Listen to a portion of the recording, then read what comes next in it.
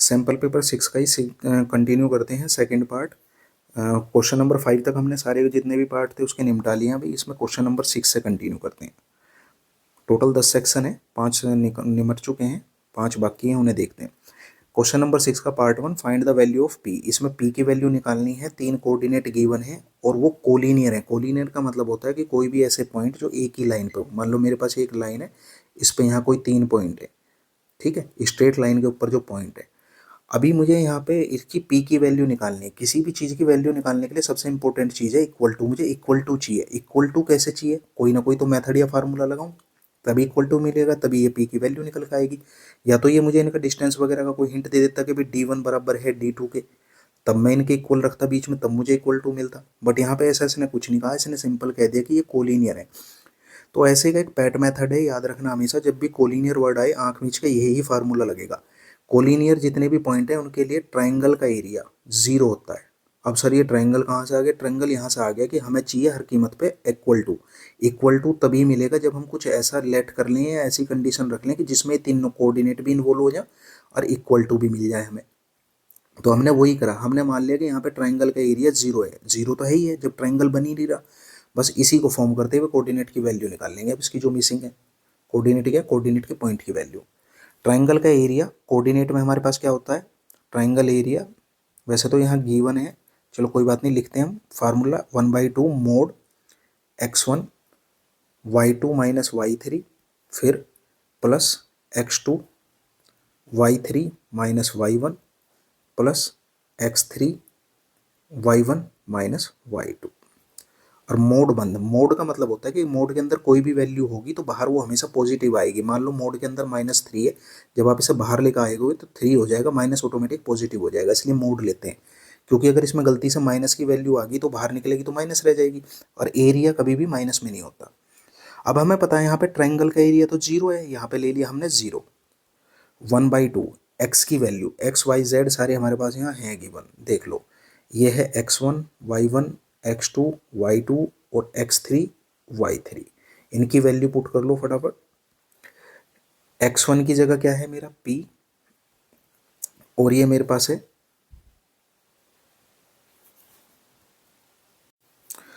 Bracket. y2 की value क्या है? y2 है 6। वैल्यू बड़ा केयरफुली रखना, नहीं उसी में गलती होगा जो भी। y3 क्या है हमारा? y3 है 2 प्लस x2 है मेरा -5। जहाँ पे माइनस हो प्लस पहले लगा दिया हो तो काट पीट मत करना, उसे ब्रैकेट में लिख दिया करो, कोई दिक्कत नहीं है। y3 है मेरे पास 2 माइनस y1 है मेरे पास -2, ब्रैकेट क्लोज। अभी नेक्स्ट प्लस x3 है मेरा 1, y1 है मेरा -2 माइनस y2 है मेरा 6। मोड है, सोल्व कर लो कोई बात नहीं। 2 यहाँ 0 के पास आके 0 हो गया, 2 तो हो गया खत्म, मोड स्टार्ट। p के अंदर मल्टीप्लाई करी तो p6, p की इसमें करी तो -2p। क्या कर रहे हैं, इसे पूरा सोल्व करके ही लिखेंगे ना सीधा सीधा, अंदर मल्टीप्लाई करने की जरूरत ही नहीं है। 6 में से 2 गई 4 और 4p प्लस -5 बाहर है, माइनस माइनस प्लस हो गया, 2 और 2 जोड़ के 4 हो गया, 4 की 5 में मल्टीप्लाई की तो -20। ठीक है, ये हो गया -5 और 2, ये अंदर है 4 प्लस का 4 प्लस 1, 1 तो कुछ होता ही नहीं है, ठीक है, तो -2 और माइनस के ये हो गया -8। मोड ऐसे ही ऐसे ही, तो 4p बराबर में 0 चल रहा है, ये माइनस होगा, -5 4 जा 20। अब यहाँ पे भी माइनस है, -8। मोड ऐसी है 0, मैं मोड हटा दिया, चलो अभी हाँ मोड हटा दो, अब कोई ज़रूरत नहीं है। 4p -28, -28 इधर आके प्लस के हो जाएंगे, 28 बराबर हो गया 4p, 4 से 28 कट गया 7 टाइम्स, तो 7 इसका आंसर। नेक्स्ट क्वेश्चन है हमारे पास, बहुत ही बेसिक सा क्वेश्चन है, शुरू करते हैं। साइन स्क्वायर, ट्रिग्नोमेट्री का बट बहुत ही बेसिक है। 22 प्लस इस साइन स्क्वायर 68 को मैं लिख सकता हूँ साइन 90 माइनस 22 का स्क्वायर। ये 90 माइनस थीटा वाले क्वेश्चन से सोल्व होंगे सारे के सारे, याद होगा अगर। तो यहाँ पे है मेरे पास cos square 22 plus cos square 68 को लिख सकता हूँ मैं कोस 90 माइनस 22 का whole square plus sine square 63 as it is. Cos 63 को भी ऐसे ही रखो और इसे चेंज कर लो नेक्स्ट वाले को। इसको इसलिए रख रहा हूं मैं क्योंकि यहाँ पे 63 है, 27 को चेंज करेंगे ना कि 63 को। तो साइन 27 को मैं लिख सकता हूँ 90 माइनस 63। अब जो जहाँ जो जैसे चेंज हो रहा है कर दो उसे। साइन स्क्वायर 22 तो एज इट इज प्लस यहाँ पे हो गया 90 minus theta cos theta. Sine 90 minus theta होता है कोस थीटा, यानी कि कोस 22 और ऊपर स्क्वायर था तो वो स्क्वायर आ गया यहाँ पे upon cos square 22 as it is, और नीचे हो गया हमारा कोस 90 माइनस थीटा यानी कि साइन थीटा, साइन और ऊपर स्क्वायर था तो 22 plus sine square 63 as it is है प्लस कोस 63 तो जो का तो रहेगा, बट साइन 90 माइनस थीटा ये हो गया कोस थीटा यानी कि कोस 63।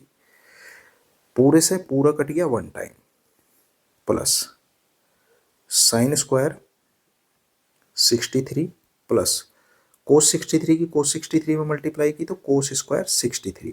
Sine square theta plus cos square theta, जब दोनों एंगल एक हैं 63 63 तो इसकी वैल्यू हो जाएगी 1, तो 1 प्लस 1 हो गया, इसका आंसर आ गया 2। ये इसका आंसर है।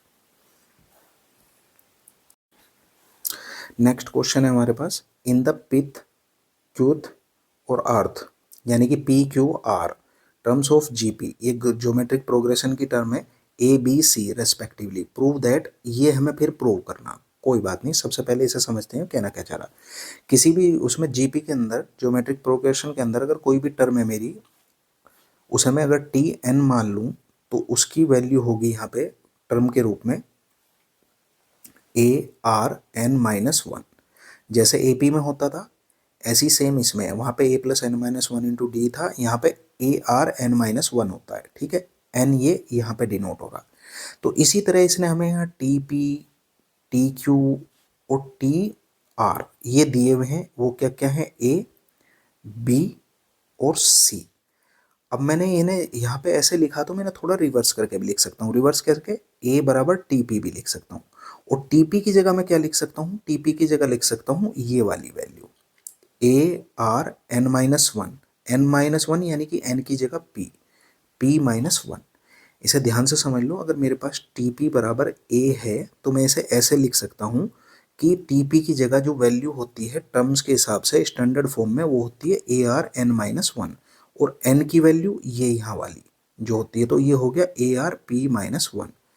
ये किसके बराबर है, ए के। ए से ए मत काट देना, ये क्वेश्चन की मिस्टेक है, पता नहीं उसने ए कैसे दे दिया, यहाँ पे ए की जगह चाहे कुछ और ले लो, फर्स्ट डिजिट है और वो ए कुछ और है, ठीक है, वो अलग है।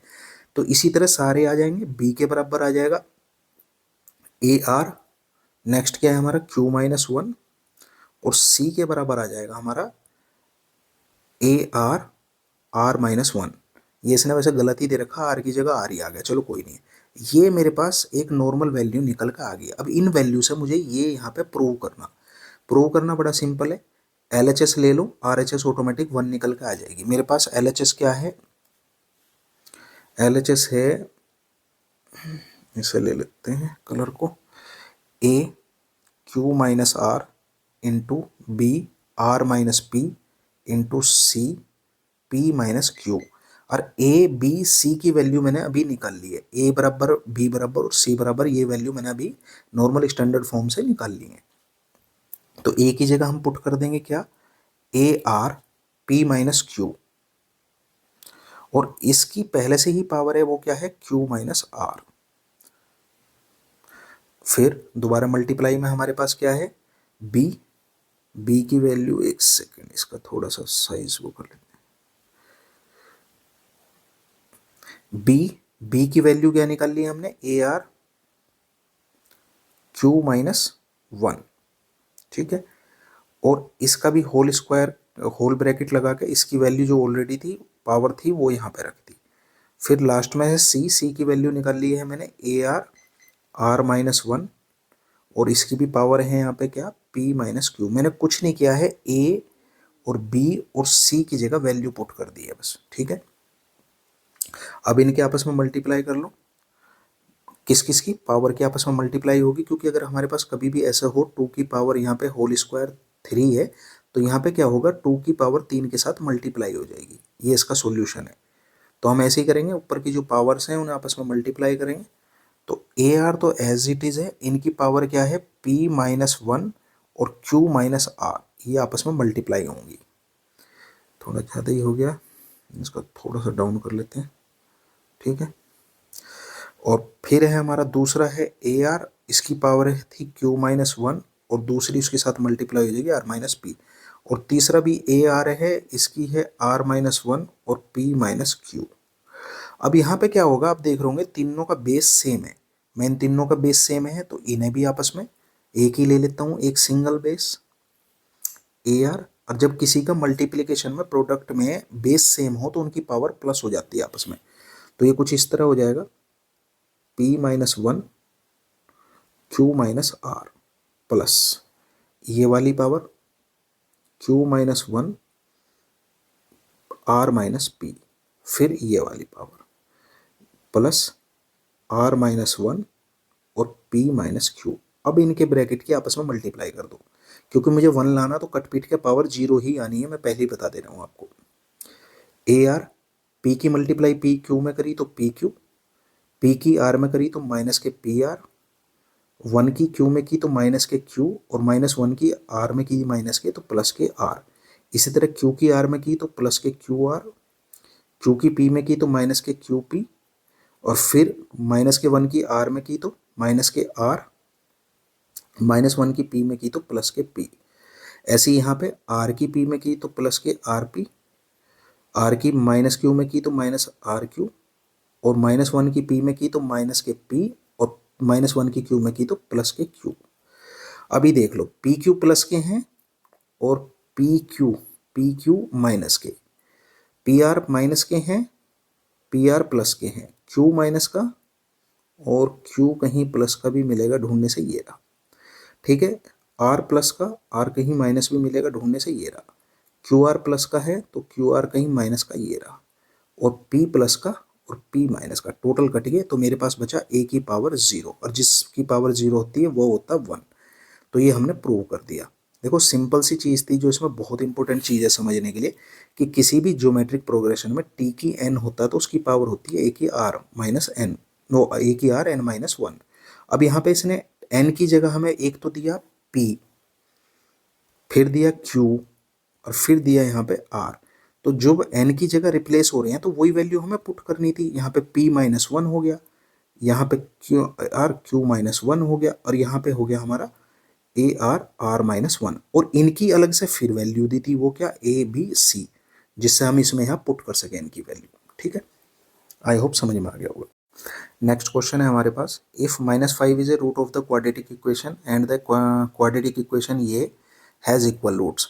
दो क्वाड्रेटिक इक्वेशन है, एक में हमें उसका रूट दे दिया गिवन है, इसमें पुट करेंगे तो P की वैल्यू निकल के आ जाएगी। ये P की वैल्यू यहाँ पुट कर देंगे तो एक प्रॉपर क्वाड्रेटिक इक्वेशन बन जाएगी, बट K वेरिएबल रहेगा C पार्ट में, कॉन्स्टेंट में।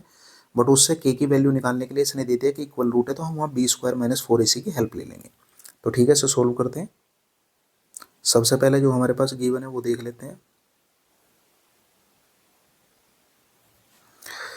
एक हमारे पास क्वाड्रेटिक इक्वेशन है 2x² + px माइनस के 15 बराबर 0, जिसके लिए हमें गिवन है क्या चीज़, x = -5। मैं -5 की वैल्यू पुट करता हूँ तो 2 - 5 स्क्वायर प्लस p -5 -15 = 0। यहाँ पे हो गया 2 × 25 प्लस p -5 -15 = 0। ये हो गया 50, और 50 में से 15 गई तो 35, और यहाँ पे मैंने मल्टीप्लाई की तो -5p बराबर 0। -5p राइट साइड में चलेगी तो पॉजिटिव हो गए, और इधर 35 है, 5 से कट गया तो p बराबर आ गया हमारा 7 टाइम्स कट गया था। अब p की वैल्यू आ गई, नई क्वाड्रेटिक इक्वेशन है, मैं p की वैल्यू यहाँ रख देता हूँ। चलो मैं पहले लिखता हूँ क्वाड्रेटिक इक्वेशन को जो है मेरे पास, प्लस k बराबर 0। p की वैल्यू अभी निकाल ली है मैंने 7, वो मैं पुट कर दी यहाँ पे, प्लस x प्लस के बराबर 0। 7 के अंदर मल्टीप्लाई की तो 7x² प्लस के 7x प्लस के इज इक्वल टू 0। अब यहाँ पे रियल रूट है तो इसे इसे हमें पता है कि क्या होगा, b² माइनस 4ac बराबर 0 होगा, क्योंकि रियल रूट्स हैं। ठीक है, रियल रूट्स हैं, वो गिवन है यहाँ पे, ये गिवन है। अभी मुझे b और a और c चाहिए, तो मैं इसे कंपेयर कर लेता हूँ, ax² plus bx plus c से। तो a की जगह तो हमारा 7 हो जाएगा, b की जगह फिर 7 और c की जगह हो जाएगा k। सारी की सारी इक्वेशन पॉजिटिव है तो कोई भी ऐसी वैल्यू नहीं है। तो 7 का हो गया 49 माइनस 4, a की जगह 7 और c की जगह हो गया k बराबर 0। तो ये कुल मिला के हो गया 49 बराबर 28k। 20 कुल मिला के कह सकते हैं कि 49/28। अब 7 7 जा और 7 4 जा, तो k बराबर आ गया हमारा 7/4। यही आंसर है।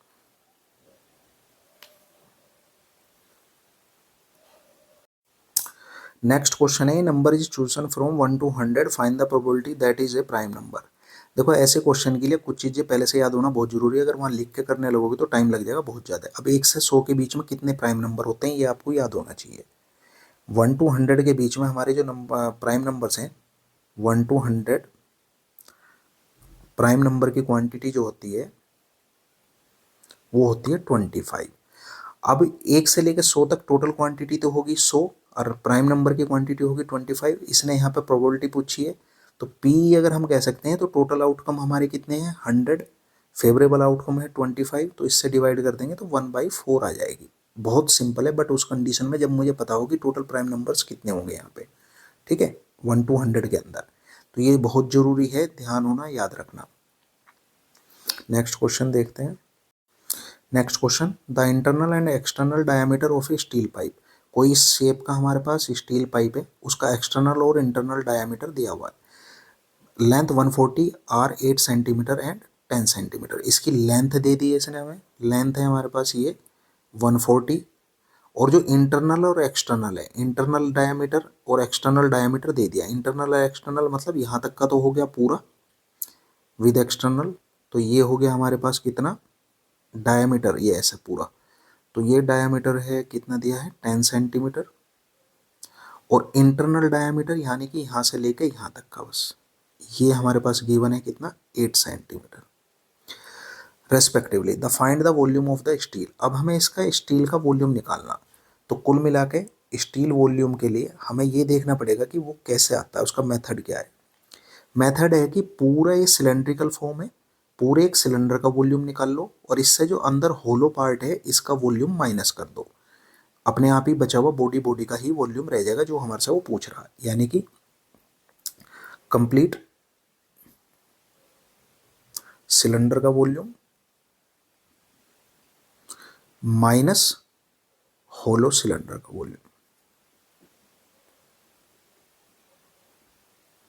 या आपसे लिख सकते हो एक्सटर्नल सिलेंडर का वॉल्यूम और इंटरनल सिलेंडर का वॉल्यूम, जो आपका मन आए कैसे ही लिख लो। अभी हमारे पास एक्सटर्नल के लिए इसका जो वॉल्यूम का फार्मूला होता है वो होता है πr²h, ये भी πr²h हो जाएगा और ये माइनस πr²h हो जाएगा। अब यहाँ पे r और h देखना हमें सबसे पहले, हाइट तो दोनों की सेम है, तो मैं यहाँ पे छोटा बड़ा एक ही है तो मैं इसे छोटा h लिख सकता हूँ। पाई और h तो दोनों में से कॉमन आ जाएगा क्योंकि h भी दोनों में सेम है, हाइट दोनों की सेम है, पाई दोनों में सेम है, पाई भी कॉमन आ गया। बट r² हमारी दोनों की अलग अलग होंगी। r² क्या होंगी, सबसे पहले बड़ी r निकाल लेते हैं। बड़ा डायमीटर है मेरे पास 10 सेंटीमीटर का, तो उसकी r होगी 5, और छोटा r का डायमीटर है 8 सेंटीमीटर का, तो छोटी r होगी मेरी 4। वैल्यू पुट कर लेते हैं सभी पे, 22/7 यानी कि 22/7 हो गया हमारा इसका पाई का वैल्यू। h की वैल्यू है 140, सेंटीमीटर में है ना सब कुछ, हाँ सब सेंटीमीटर में, ठीक है। r की वैल्यू मैंने अभी निकाल ली 5i, क्योंकि डायमीटर है दोनों के दोनों, तो ये 5 होगी, 5 × 5, और r की छोटी की वैल्यू है 4 × 4। ठीक है, सोल्व कर लो। 7×2 = 14, तो 22 × 4 = 20, और यहाँ पे हो गया 25 - 16। 25 - 16 कितना बचा? 9। तो मेरे पास ये मल्टीप्लिकेशन है और ये इसका आंसर है, सेंटीमीटर क्यूब। सोल्व कर लेना, मल्टीप्लाई कर लेना, इतना तो हो भी सकता है। नेक्स्ट क्वेश्चन है हमारे पास, इसमें एंगल सोल्व करनी है, एंगल निकालने हैं। ऐसे क्वेश्चनों के लिए आपके पास ना, जैसे जो सर्किल से रिलेटेड है, सर्किल के अंदर क्वाड्रिलेटरल वो एक है, तो साइक्लिक क्वाड्रिलेटरल की क्या क्या थ्योरम है, क्या क्या इसमें प्रोस्पेक्टस है, ये आपको याद होनी चाहिए, तभी इजीली सोल्व कर पाओगे। चलो ठीक है, सोल्व करते हैं। गिवन है हमारे पास कि ये दोनों पैरेलल लाइन है, बाहर एक अल्टरनेट ऐसा एंगल दे दिया 80 डिग्री, और ये हमें 25 डिग्री है। अगर ये 80 है तो ये मेरे पास 100 है। अगर ये 100 है तो ये आमने सामने के साइक्लिक क्वाड्रिलेटरल के 180 डिग्री पे रहते हैं, तो 125, और ये बचा रिमेन 55। अगर ये 55 है, ये कोड है, इस पे बनने वाला एंगल ये 55 है, तो ये भी 55 होगा। ये साइक्लिक क्वाड्रिलेटरल या कोड पे बनने वाले एंगल का एक रूल है कि एक सेम कोड पे बनने वाले सर्किल के अंदर सारे एंगल बराबर होते हैं। अगर ये 55 है और ये यहाँ पे 80 है और ये मेरी पैरेलल लाइन है, तो ये पूरा का पूरा एंगल 80 होगा, क्योंकि दो पैरेलल में बनने वाली लाइनों के बीच में अल्टरनेट एंगल बराबर होते हैं। ये 80 है तो ये भी 80, तो ये पूरा 80 है यहाँ पे, तो ये भी पूरा 80 हो जाएगा। और आमने सामने की वैल्यू कितनी होती है? आमने सामने की वैल्यू होती है 180 साइक्लिक क्वाड्रिलेटरल की। अगर वो 80 है तो ये 100 हो गया। अब देखते हैं इसने मेरे से क्या क्या पूछा था। पहला पूछा है सी A D. C A D ये है, ये वाला एंगल, तो वो मेरा आया है 55। उसके बाद पूछा है इसने C B D. C B D ये आया है मेरा 55। फिर पूछा इसने मेरे से A D C. A D C वो मैंने अभी निकाला, वो कितना आया है 100। आई होप समझ में आया होगा, बट चीज़ें वही हैं कि आपके थ्योरम वगैरह ये चीज़ याद होनी जरूरी है। एक तो इसमें पैरेलल का कंसेप्ट लगा, एक कोड का कंसेप्ट लगा कि सर्किल के अंदर कितने भी कोड से एंगल बने सब बराबर होंगे, ये सारे के सारे एंगल बराबर हैं इस सेम कोड पे बनने वाले। ठीक है, एक इसमें लगा कि साइक्लिक क्वाड्रिलेटरल के अंदर आमने सामने के कोड का जो सम होता है वो 180 होता है। इन तीन से ये सोल्व हुआ। नेक्स्ट क्वेश्चन है हमारे पास, solve the following inequation and graph the solution set on the number line. एक इन इक्वेशन दे दी है, वहाँ पे एक्स की रेंज दे दी है कि एक्स बिलोंग करता है अपना रियल नंबर को, यानी कि कुछ भी आएगा वो उसमें एडजस्ट हो जाएगा। होल नंबर, नेचुरल नंबर का कोई कंसेप्ट नहीं है यहाँ पे, वो रियल नंबर को बिलोंग करता है। रियल नंबर में सब कुछ आता है। तो जो इनइक्वालिटी दी है पहले उसे लिख लेते हैं, सोल्व करते हैं, फिर देखते हैं कि हमारे पास क्या आएगा। X plus 2/15 greater smaller than equal to minus के 8/15।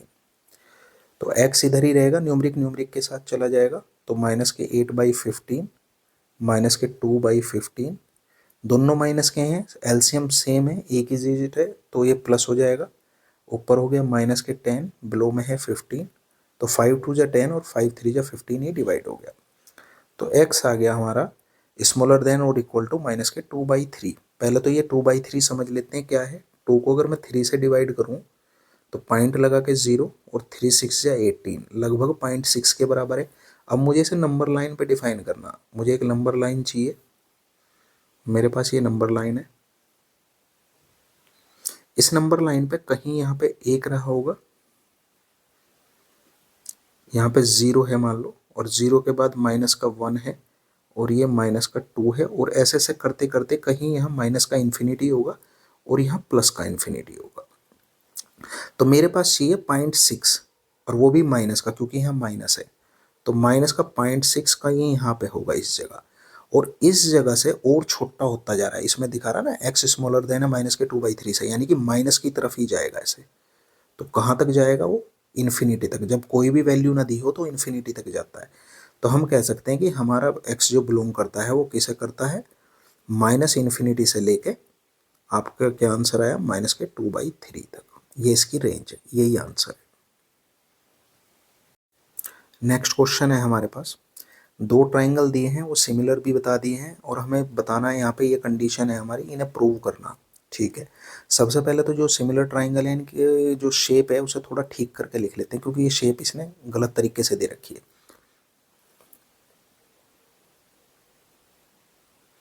मेरे पास जो पहला ट्राइंगल है मैं उसे तो एज इट इज ही रख लेता हूँ। ये है मेरे पास ABC, ठीक है, और यहाँ पे एक मीडियन है इसमें एम, बट जो सिमिलर है उसी हिसाब से। नेक्स्ट ए बी के सिमिलर है यहाँ P Q, A B side के सिमिलर प्रोडक्ट में आ रही है पी क्यू कोरस्पोंडेंस में, तो हम यहाँ ड्रॉ करेंगे पी क्यू। ठीक है, फिर यहाँ पे नेक्स्ट क्या है हमारी बी सी, यानी कि बी सी यहाँ पे है, तो बी सी के जो हमारा नीचे आएगा वो आएगा क्यू आर, तो बी सी के नीचे है हमारा क्यू आर। ठीक है, यहाँ पे फिर सी ए के अंदर आना चाहिए आर पी, तो वो आ गया इधर। तो ये मेरा नया ट्रायंगल कोरस्पोंडिंग साइड के हिसाब से ऐसा बना। ये जो था ये गलत था, क्योंकि इससे मैं करने की कोशिश करूंगा तो वैसे हो तो जाएगा बट समझने में थोड़ी मुश्किल होगी, बट मैंने नया अरेंजमेंट कर लिया तो अच्छा रहा। अब आर से एक परपेंडिकुलर है एन, ये मैंने यहाँ परपेंडिकुलर डाल दिया एन, ये परपेंडिकुलर नहीं मीडियन है, एक्चुअली ये मीडियन है, ये मीडियन डाल दिया मैंने ना। अब देखते हैं हमारे से क्या कराना चाह रहा है। सबसे पहले कह रहा है कि एएमसी ट्राइंगल को पीएनआर के सिमिलर प्रूव करो। एएमसी कौन सा है हमारा, एएमसी है मेरे पास ये वाला ट्राइंगल छोटा ये, और इस ट्राइंगल के साथ इसे सिमिलर प्रूव करना। कोई बात नहीं, कर देंगे, कोई दिक्कत नहीं है। जो पहले से गिवन है वो देख लेते हैं। हमारे पास गिवन है ये एंगल इस एंगल के बराबर है, क्योंकि ये ऑलरेडी सिमिलर ट्राइंगल है तो ये एंगल इसके बराबर होगा। तो मैं इसे मेंशन कर लेता हूँ कि एंगल ए बराबर है एंगल पी के। क्यों है, वो गिवन है, क्वेश्चन की तरफ से गिवन है। दूसरा हमारे पास और क्या क्या चीज़ है यहाँ पे जो इसे सिमिलर करने में प्रूव करेगी, कि एंगल मिल चुका है, इसकी दो कोरस्पोंडिंग साइड देख लेते हैं हम। ठीक है, जो पहले हैं उन्हीं की हेल्प से ये करेंगे हम। कैसे, ए बी कोरस्पोंडेंस में थी पी क्यू के और वो गिवन था, तो A B by P Q बराबर लिख सकता हूँ A C by P R के। मैंने कहाँ से लिखा, ये भी गिवन है क्योंकि ये दोनों ट्राइंगल पहले से ही सिमिलर हैं, वो दिया हुआ। सिमिलर ट्राइंगल के कोरस्पोंडिंग साइड के रेशियो हमेशा इक्वल होते हैं। ठीक है, ए बी को मैं क्या लिख सकता हूँ, ए बी यहाँ पे ये ध्यान से देखो, ए बी इसका मीडियन, एक सेकेंड, ए बी जो है उसका मीडियन एम पॉइंट है, तो ये बराबर है इस साइड के, तो मैं लिख सकता हूँ कि ए बी बराबर है 2am के। जब ये मीडियन पॉइंट है तो ए बी बराबर होगा 2m के। इसी तरह यहाँ पे ये पूरी साइड है बट ये दोनों बराबर होंगे क्योंकि ये मीडियन है, इसे बीचों बीच काट रहा, तो हम लिख सकते हैं पी क्यू बराबर है 2pn के। पी क्यू बराबर 2pn के, ए बी बराबर 2am के। वही वैल्यू यहाँ पुट कर दो जो हमने अभी वहाँ देखी है, कि ए बी की जगह मैं लिख सकता हूँ 2am और पी क्यू की जगह लिख सकता हूँ 2pn। 2 से 2 कट गया और ए सी बाई पी आर चल ही रहा था।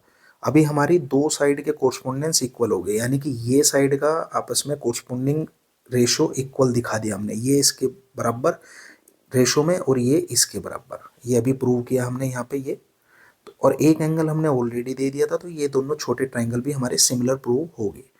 आई होप यहाँ तक थोड़ा बहुत तो समझ में आ गया होगा। नेक्स्ट देखते हैं क्या कह रहा, C M by R N बराबर है A B by P Q. C M by R N, अभी जो चीज़ जहाँ पे उसे समझते हैं, सी एम ये वाली साइड बाई आर एन, यानी कि हमने ये सिमिलर ट्राइंगल प्रूव किया है तो हम इसे भी लिख सकते हैं। छोटा ट्राइंगल अगर हमारा सिमिलर है तो उस हिसाब से C M by R N हो सकती है, कोई दिक्कत नहीं है। बट इसके साथ हमें कोई भी एक साइड का रेशो और लेना पड़ेगा, या तो इसका या इसका या इसका या इसका, वो बताएगी ये वाली साइड। कि A B by P Q, हमें A B by P Q करना, तो ए बी इस साइड पे है, मैं ए बी को तो नहीं ले सकता क्योंकि वो छोटे ट्राइंगल की बात हो रही है, बट मैं ए एम को ले सकता हूँ यहाँ पे, और उसके साथ मुझे क्या लेना पड़ेगा, इधर की छोटी साइड पी एन। हमने अभी ए एम को टू यहाँ पे प्रूव किया था, तो इसे अभी रिवर्स करना पड़ेगा। अगर ए बी 2am के बराबर है तो ए एम बराबर होगा 1/2 ए बी के। ठीक है, ए एम किसके बराबर है, 1/2 ए बी के। इसी तरह पी एन किसके बराबर होगा, 1/2 पी क्यू के। अब वापस वही काम करो जो पहले किया था, कि उनकी वैल्यू पुट कर दो। C M by R N को हम नहीं टच करेंगे क्योंकि वो मुझे इक्वल प्रूव करने में चाहिए, वो चाहिए यहाँ पे। अब चाहिए ए बी और पी क्यू। ए एम की जगह ए बी में क्या वैल्यू लिख सकता हूँ मैं, 1/2 ए बी, और पी एन की जगह मैं पी क्यू में क्या वैल्यू लिख सकता हूँ, 1/2 पी क्यू। एक्चुअली इस टाइप के क्वेश्चन बोर्ड पर बड़ी इजीली समझाए जाते हैं। 1/2 से 1/2 कट गया और यहाँ पे सी एम बाई हमारा रह गया आर एन बराबर हो गया A B by P Q, और यही हमारे से प्रूव करा रहा था। ये बोर्ड में बहुत इजीली समझ में आते हैं, बट यहाँ पे क्या है कि फेस वैल्यू आगे से दिखती नहीं है तो कुछ क्लियर नहीं होता कि पेन कहाँ पे मूव कर रहा है। नेक्स्ट क्वेश्चन है, इसने यहाँ पे दिया हुआ two positive numbers are in the ratio 3 और ratio 5 and the difference between their squares is 400। बहुत ही ईजी क्वेश्चन है। कोई हमारे पास रेशो है 3/5, वो किसी दो पॉजिटिव नंबर्स का है। तो अगर हम मुझे यहाँ से वैल्यू निकालनी हो अपने पॉजिटिव नंबर्स की, मैं ना थोड़ा क्लियरली कर देते हैं। इफ़ सॉल्यूशन करते हैं, if ratio is 3/5 of two positive numbers, then number are 3/5 के। जब हमें रेशो से कोई भी क्वेश्चन वो नंबर निकालना हो तो हम एक कांस्टेंट के साथ उन्हें निकाल सकते हैं।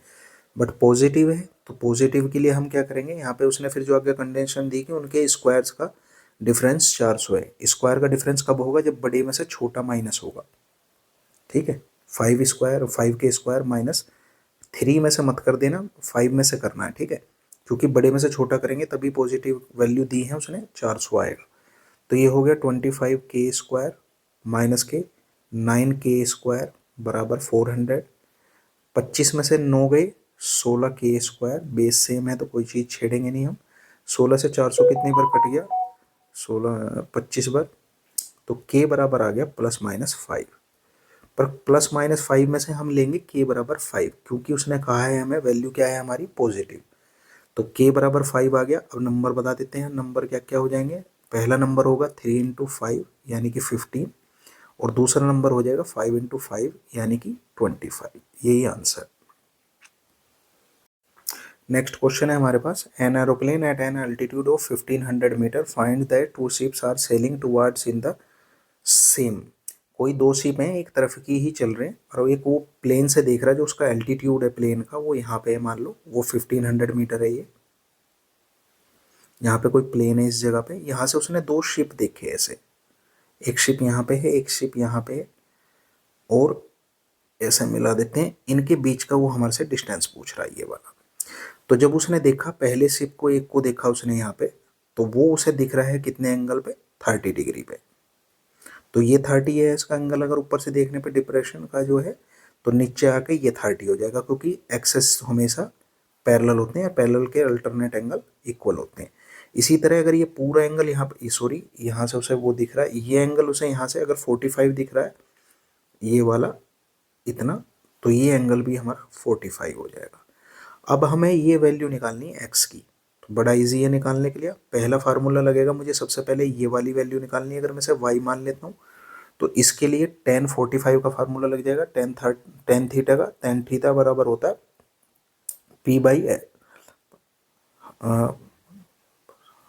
P/B।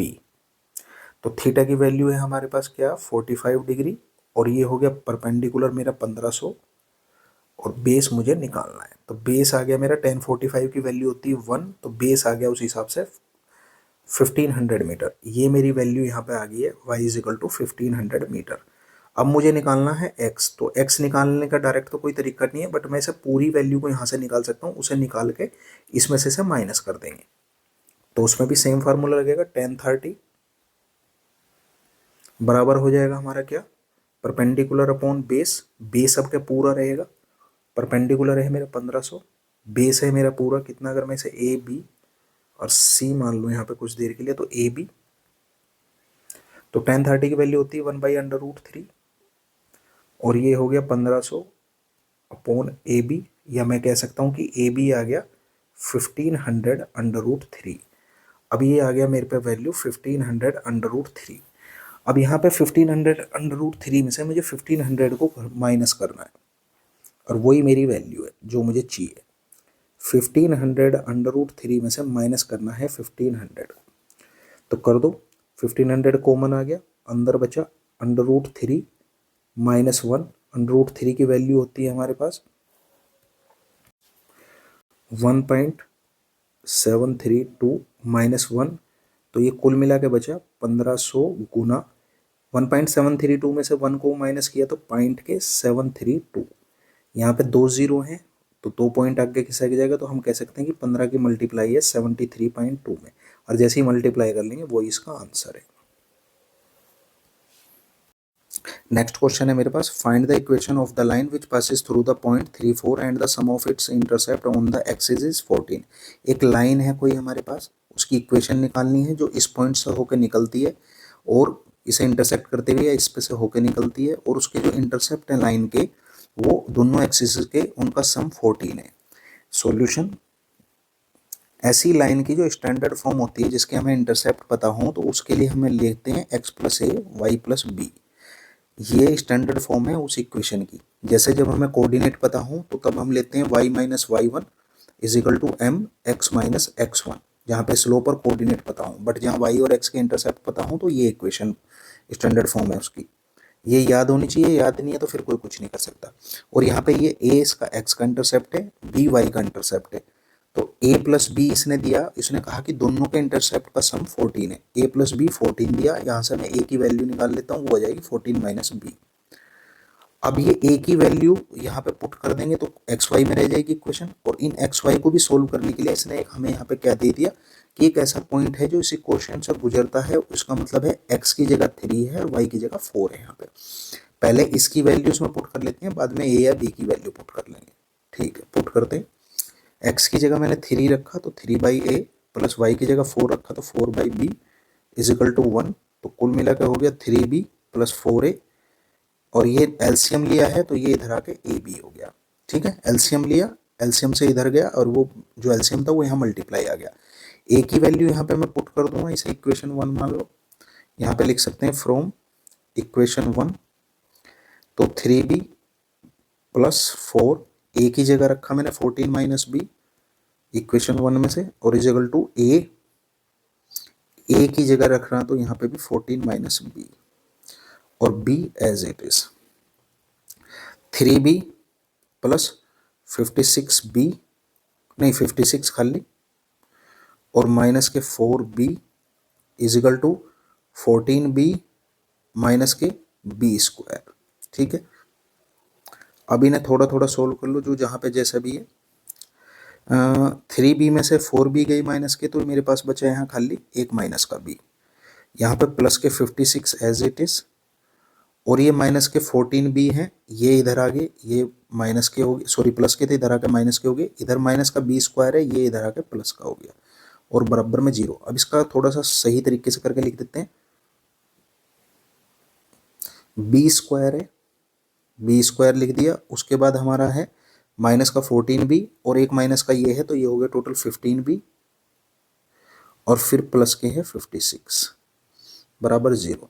ऐसे टुकड़े करने हैं 15 के, जो गुना हो के तो 56 आ जा और जोड़ के वापस माइनस के 15 भी आ जा। ऐसे हो जाएंगे 8 और 7, 8 और 7, 8b माइनस के 7b, 8 7 जो 56 होते हैं, प्लस के 56 इज इक्वल टू 0। दोनों में से कॉमन आ गया b, ब्रैकेट में है हमारा b माइनस का 8, और यहाँ पे माइनस के 7 कॉमन आ गया, तो यहाँ पे है b minus 8 is equal to 0। तो कुल मिला के b माइनस 8 का एक ब्रैकेट कॉमन आ गया दोनों में से, और अंदर बच गया b माइनस 7 और इज इक्वल टू 0। अगर मैं इसके अगेंस्ट 0 लूंगा तो मेरी वैल्यू आ जाएगी b इज इक्वल टू 7 वो 8, और मैं इस वाले ब्रैकेट के लूंगा तो मेरी आ जाएगी b इज इक्वल टू 7। अब मेरे पास b की दो वैल्यू आ गई, यानी कि यहाँ पे दो केस हैं। अब मुझे उसी के लिए सोल्व करना, अगर if b is equal to 8, मैं इसमें वैल्यू पुट कर रहा हूँ एक में, तो b अगर 8 है तो a की वैल्यू 6 आएगी, यहाँ पे b पुट करूँगा, 14 में से 8 जाएंगे तो 6।